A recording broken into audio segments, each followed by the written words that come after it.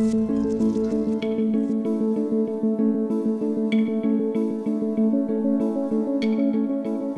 we were to differentiate ourselves, for us success means more things than just medals around one's neck.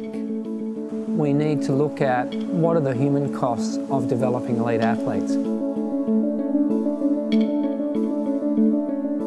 The Drapac model holistically represents expanding the definition of success and being very cognizant and responsible for the full costs of developing these young athletes.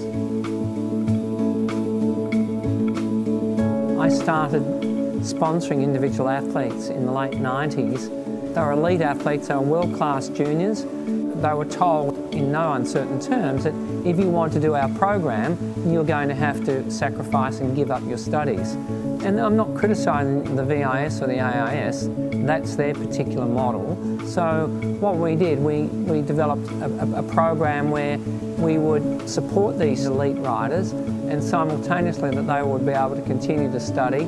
And from there, the concept of the philosophy was developed a bit more holistically, where there needs to be more dimensions to sustaining your sense of self-worth than just being an athlete.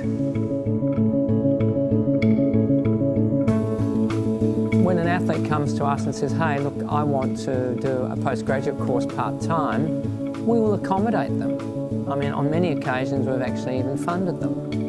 And then they might seek exemptions from certain races, and we'll accommodate them there. When you come to assess whether a rider has been successful or not, we look at what are all the other things he's been doing. Yeah, he's had a part-time job. We encourage our riders to have a part-time job. Sure, if they were full-time bike riders preparing for the Tour de France, there probably wouldn't be a capacity to do that.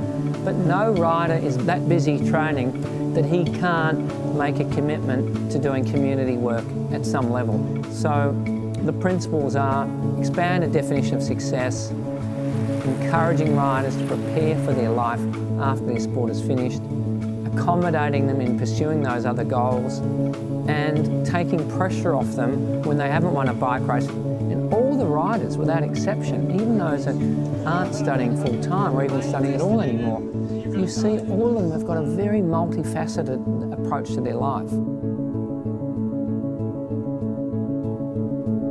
I've got the luxury of being the primary sponsor of this team, that our metrics are different in terms of success. And I think also we would like to see ourselves as an exemplar for, I think, a more enlightened approach to athlete development. I think the world is changing, and so when you say how do we set ourselves apart, we would like to be part of that paradigm shift in sport.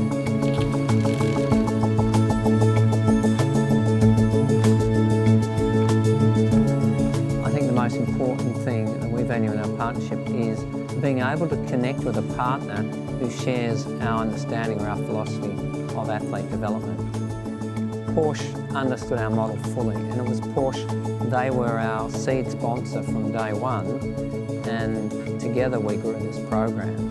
That has sent messages to other potential sponsors because it was good enough for Porsche for 8 years. Now that's morphed is probably the right word with Skoda. I think they clearly understand what we're about, and they've taken over the place of Porsche. The head of Giant used to say to us, it's such a great thing to know that you're having a holistic approach to developing these athletes, and we're part of it. Success and a return to them is more than just winning bike races.